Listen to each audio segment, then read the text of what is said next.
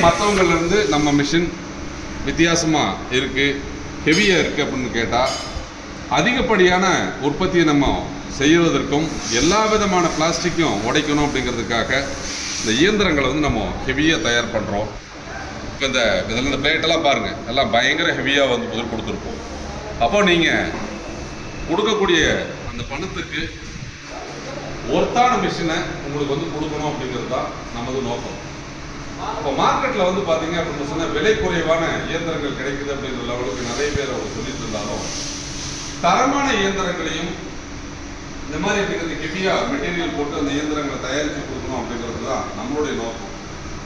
அதனால் வந்து அந்த 20 HP இயந்திரத்தை பார்த்துருப்பீங்க, இந்த பிளேட்டெல்லாம் என்ன சைஸில் இருக்குது, இந்த புள்ளியெல்லாம் என்ன சைஸில் இருக்குது. நம்ம யூஸ் பண்ணுறது மோட்டார்ஸ் 100% காப்பர் காயிலில் செயல்படக்கூடிய மோட்டார்ஸ். 5 years வாரண்டி கொடுக்கலாம். இந்த மோட்டார்ஸ்லாம் நீங்கள் பாருங்கள், இதெல்லாம் ஹெவியான மோட்டார்ஸ்.